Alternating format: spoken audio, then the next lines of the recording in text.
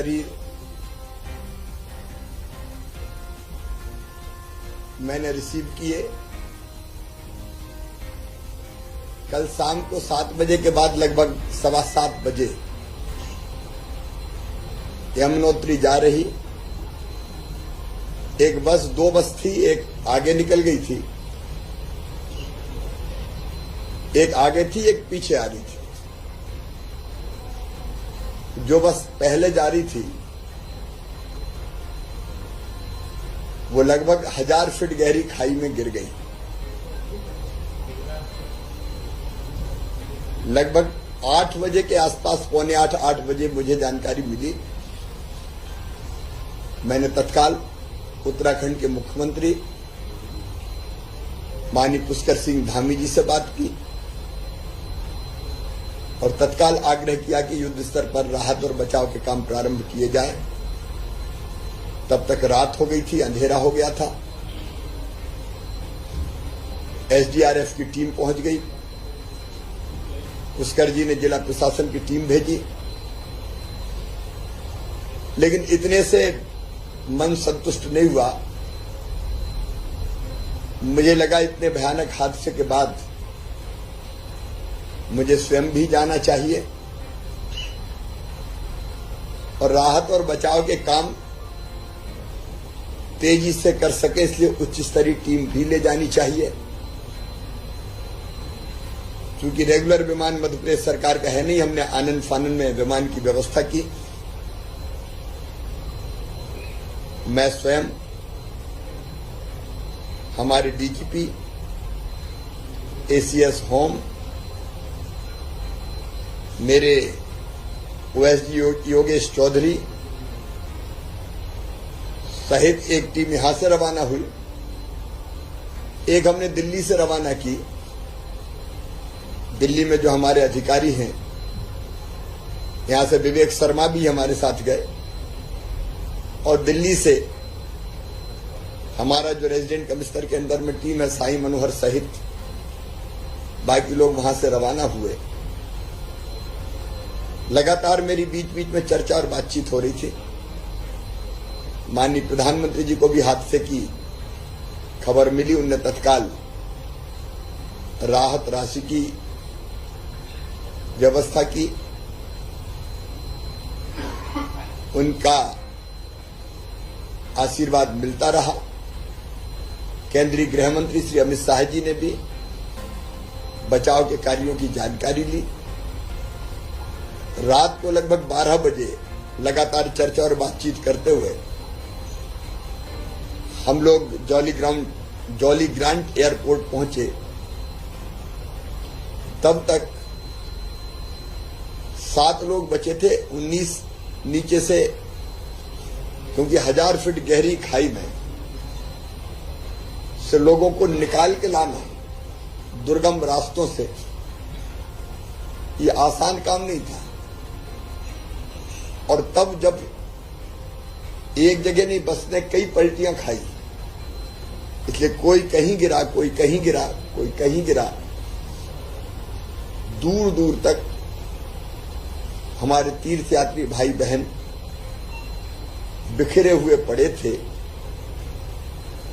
सवेरे जब घटनास्थल पर हमने जाके देखा तो बस पहले खाई में गिरी और कई पलटियां खाती हुई एक पेड़ से टकरा के 2 टुकड़े हो गए। बस का एक टुकड़ा अलग पड़ा था और दूसरा टुकड़ा अलग पड़ा था। पूरी तरह से टूट चुकी थी, कचरा बन चुकी थी, कचर चुकी थी बस।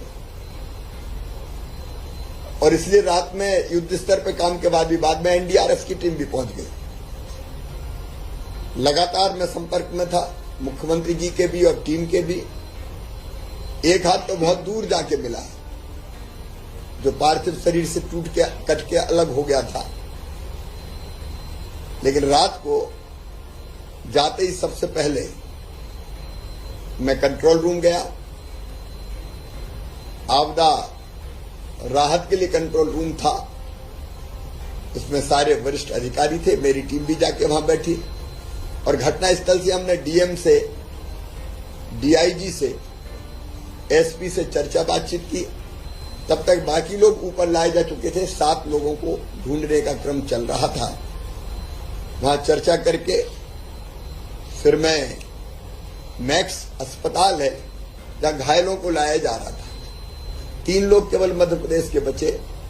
एक ड्राइवर था, एक पति पत्नी उदय सिंह जिनके फोन के कारण जानकारी मिली घटना की, उनकी पत्नी धर्मपत्नी, और एक और राजकुंवर बाई। उनको मैक्स अस्पताल भी मैंने ही रिसीव किया क्योंकि वो पहुंचते उसके पहले मैं वहां पहुंच गया था। अस्पताल में भर्ती करवाया। कई बार मन भर जाता है। पति ने बताया कि मेरी पत्नी ने मना किया था उदय सिंह ने कि मेरा जाने का मन नहीं है, लेकिन मैं जबरदस्ती ले गया। और जो राजकुमार बाई थी वो बदहवास थी, घायल तो बहुत थी ही। लाशों के बारे में कहते हुए कह रही थी मेरा बेटा कहां पड़ा है, मेरे बेटे को ढूंढवा दो। तब तक मुझे समाचार मिल चुका था कि बेटा अब इस दुनिया में नहीं है, लेकिन मैंने उनको दिलासा दिलाने के लिए झूठ बोला कि आप अपनी चिंता करो, वो ठीक है। बड़े पीड़ादायी क्षण जिंदगी के वो थे। हमने फिर तत्काल रात में ही कैसे पोस्टमार्टम हो पाए, क्योंकि दिन में पोस्टमार्टम होता तो देर बहुत लगती। इसलिए हमने आग्रह किया कि पोस्टमार्टम घटना स्थल पर ही सड़क के पास रात में ही कर दिया जाए, क्योंकि गर्मी के दिनों में डिकम्पोजिंग का खतरा था। और इसलिए मैं धन्यवाद दूंगा उत्तराखंड की सरकार को, रात में ही पोस्टमार्टम कर दिया गया, औपचारिकता पूरी हुई। और लगभग सवेरे 6:30-7 बजे घटना स्थल से हमने आग्रह किया कि देहरादून ही लाए जाएं, क्योंकि हमको सबको खजुराहो लाने की व्यवस्था करनी थी। रात में ही हमने एयरफोर्स से संपर्क करके ये आग्रह किया कि अगर हम बाय रोड ले जाएंगे तो पार्थिव शरीर बहुत देर में पहुंचेंगे, घर के लोग सब परेशान होंगे, अंतिम संस्कार और टलेगा, दूसरे दिन के लिए जाएगा, और सब सुरक्षित पहुंचे। इसलिए जरूरी है कि हम सड़क मार्ग के बजाय हवाई मार्ग से, हवाई जहाज के द्वारा हमारे तीर्थयात्री भाई बहनों को लेकर आए। सवेरे मैंने रक्षा मंत्री जी से चर्चा की, हमारा आग्रह स्वीकार हुआ और 1:25 पर एयरफोर्स का विमान जॉली ग्रांट एयरपोर्ट पर उतर गया था। सवेरे 8 बजे मुख्यमंत्री उत्तराखंड और मैं स्वयं, हम दोनों हेलीकॉप्टर से घटना स्थल पर गए और घटना स्थल पर पूरी परिस्थितियों की वहां जानकारियां ली, घटना स्थल देखा। और जो मैंने आपको बताया कि बस तो टुकड़े टुकड़े हो गई थी, जो दूसरे बस के यात्री थे वो हमें मिले, वो बस पीछे थी, आगे निकल गई। उन्हें उत्सुकता से देखा भी कोई बस गिर गई, लेकिन उनको पता नहीं था कि हमारे मध्य प्रदेश की बस है। जब वो आगे चले गए काफी, तो बीच में सोचा कि रास्ते में पूछा उनके ड्राइवर ने कि इस नंबर की बस आगे निकली है क्या। जब वो बस आगे नहीं निकली तो उनने फोन लगाना शुरू किए, फोन लगे नहीं। तब उनको शंका हुई कहीं वही बस तो नहीं गिरी। तब वो लोग लौट के वहां वापस आए। 15-20 दिन पहले ये निकले थे। काठमांडू सहित कई तीर्थ स्थलों की यात्रा इन्होंने की थी। वहां पूरे घटना स्थल पर सभी चीजों की जानकारी ली। मुख्यमंत्री उत्तराखंड ने मजिस्ट्रियल जांच के निर्देश दिए ताकि घटना के कारणों का पता लगाया जा सके। जितना ड्राइवर से पता चला, ड्राइवर ने कहा कि स्टीयरिंग फेल हो गया था। बाकी तथ्य सामने आएंगे, लेकिन बहुत दुखद और भयानक घटना थी ये। इसके बाद हम लौट के फिर वापस देहरादून आए। तब तक हमने जो पार्थिव शरीर थे वो अस्पताल में पहुंचने वाले थे, अस्पताल में पहुंचा और उन सब जितने भी पार्थिव शरीर थे 25 हमारे, उनको रिसीव किया और एक साथ एम्बॉम्बिंग हो सके उनकी, उसके इंतजाम का मैंने अनुरोध किया था कि अलग अलग अगर हुई तो कई घंटे लग जाएंगे, और इसलिए 25 की एक साथ एम्बॉम्बिंग में हुई। काम एम्बॉम्बिंग का लगभग पूरा हो चुका है। अब सब वहां से रवाना एयरपोर्ट के लिए होने वाले हैं। एयरफोर्स का विमान में खड़ा है। हमारे खजुराहो के सांसद और बीजेपी के अध्यक्ष वीडी शर्मा जी सवेरे वहां पहुंच गए और विजेंद्र सिंह मंत्री के रूप में मैंने उनको वहां छोड़ा है।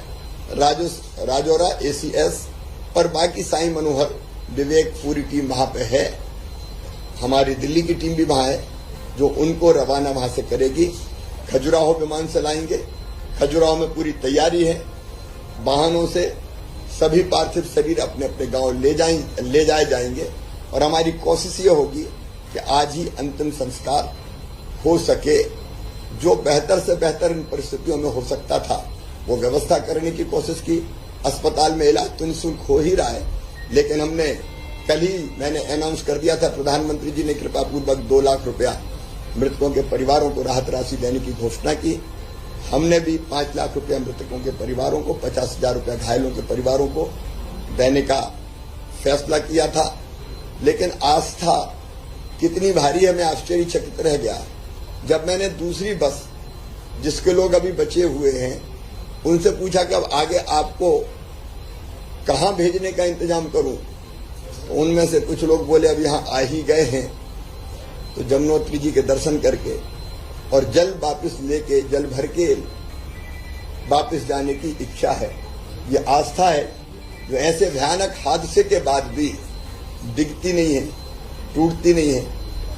मैं परम पिता परमात्मा से प्रार्थना करता हूं तो वो दिवंगत आत्मा को शांति दे। 9 पति पत्नी 9 जोड़े इस दुर्घटना में नहीं रहे, एक बचा है जिसकी मैंने चर्चा की। उनके परिवार की स्थिति हम समझ सकते हैं। उनके परिवार को ये गहन दुख सहन करने की क्षमता दे। आगे भी जो और व्यवस्थाएं बनाई जा सकेगी बनाने का हम लोग इंतजाम करेंगे। सभी लोग घायल ठीक है, अभी स्थिर हैं और मुझे उम्मीद है कि हम घायलों को बचा लेंगे। चोटें बहुत हैं, लेकिन एक को ऑक्सीजन लगी है, 2 को ऑक्सीजन नहीं लगी, तो मैं ये मानता हूं ईश्वर की कृपा से, डॉक्टरों के परिश्रम से वो बच जाएंगे। सर, इतनी तड़प कहां से आती है जब कभी आप खुद चल बैठते हैं, पहुंच जाते हैं? नहीं, मैं नहीं सो सकता था।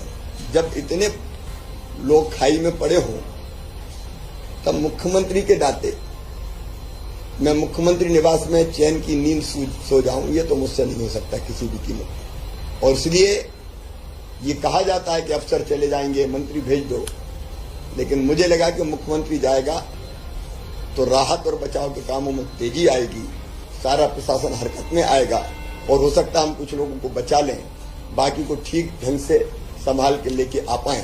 आखिर मध्य प्रदेश अपना परिवार है और अपने परिवार के लोग गहरी खाई में पड़े हों तो हम घर में कैसे सो सकते हैं।